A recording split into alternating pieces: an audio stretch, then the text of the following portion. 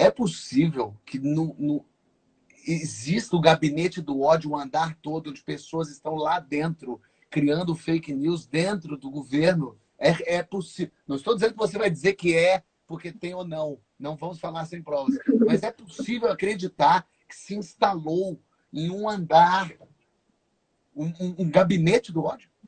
Com certeza. Todos os indícios que a gente tem é que é uma máquina gigantesca, extremamente cara, financiada pelo governo Bolsonaro. E tem uma coisa, essa ação que está tendo, né, independente de ser correta, ilegal, etc. Eu ouvi uma provocação que foi, por que só apoiadores do Bolsonaro estão sendo investigados? Se todo mundo, enfim, todo mundo não, mas todos os lados fazem fake news. Isso é verdade. Tem fake news da esquerda, do centro, da direita. Mas ninguém fez isso nesse tamanho, com tanto financiamento, de uma forma tão coordenada. Metade dos tweets a favor do Bolsonaro no Twitter são por robôs.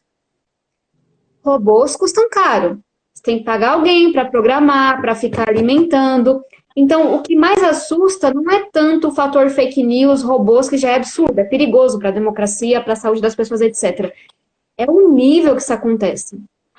O nível de postagens que são financiadas. Então, a gente tem que ir atrás. Quem que está pagando? Quem que é o responsável? E como é que combate a fake news? Junto com o senador Alessandro Vieira, que eu comentei que é um grande parceiro, e o Felipe Rigoni, o deputado, nós apresentamos um projeto que tenta começar essa discussão. As plataformas não podem ser responsabilizadas pelo conteúdo. Diferentemente de um jornal em que o editor lê o conteúdo, a plataforma não deve nem consegue ler todos os conteúdos. Mas ela tem que ser responsabilizada por fazer com que aquele ambiente seja mais tranquilo, que aquele ambiente não esteja espalhando fake news. Então, a gente fez um projeto um pouco diferente, que o foco dele não é criminalizar quem produz a fake news, já tem lei para isso, e o foco não é criminalizar a plataforma, mas é colocar algumas regras que os estudos mostram que vai melhorar o ambiente. Então, por exemplo, transparência. Hoje, o Facebook todo ano coloca, nós derrubamos tantos milhares de robôs nesse ano. Só que a gente não tem transparência sobre isso. A gente não sabe quantos robôs existem e quantos que o Facebook derrubou. E o Facebook consegue ver o que é robô porque ele identifica, tipo, tem postagens absurdas toda hora, toda hora. Um ser humano não consegue, tem que ir ao banheiro, tem que, enfim, beber água, etc. Então ele consegue identificar quando é um robô. Mas ele só derruba algumas, porque ninguém pede para ele derrubar os robôs. Outra coisa, tem robôs do bem. Tem um robô chamado Glória, que ajuda no combate à violência contra a mulher. Vale até a pena vocês pesquisarem. A gente não quer que acabe com os robôs. A gente quer que o Facebook diga, é um robô. E é um robô que se apresentou. Ou eu sou um robô, eu sou a Glória, ou eu sou um robô da loja tal. Porque na hora que esse robô se identifica, é autêntico, ele pode estar prestando um serviço. E a pessoa sabe que está interagindo com um robô e não com uma pessoa de verdade. Se a pessoa consegue ver que é um robô, isso é super importante para o combate ao coronavírus. E o combate a todas as coisas. Coloca, tipo, Facebook é um robô, é um rótulozinho. O que você diz pode ter robô, só avisa que é robô. Pode ter robô desde que ele diga qual o propósito dele. Uma outra coisa, o Facebook coloca quem está patrocinando os posts, mas a gente não sabe se ele coloca quem patrocina todos os posts. Ou seja, pode ter um post que foi patrocinado por alguém que a gente não sabe que foi patrocinado. Então a gente coloca Facebook, tem que colocar, foi patrocinado por fulano.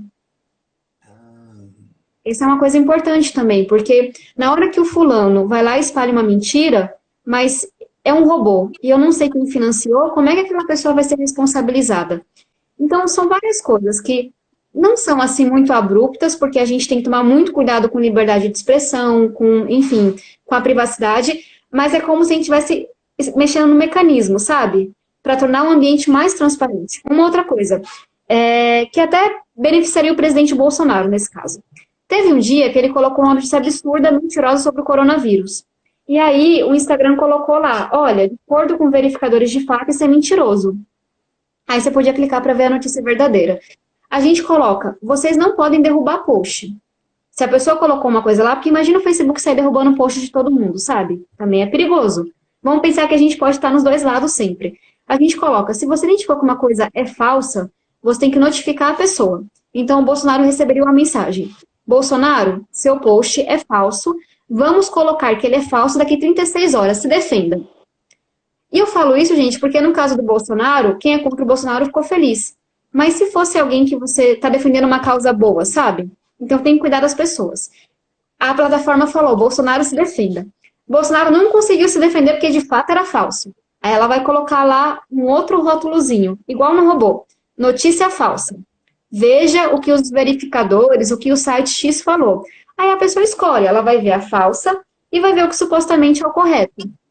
E aí o Bolsonaro pode recorrer e falar, vocês erraram, deixa eu provar.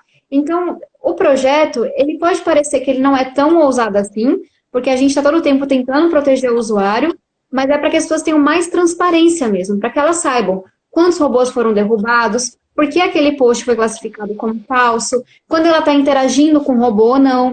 E eu acho que esse tipo de coisa, no futuro, vai fazer com que as redes sejam mais democráticas e menos perigosas mesmo.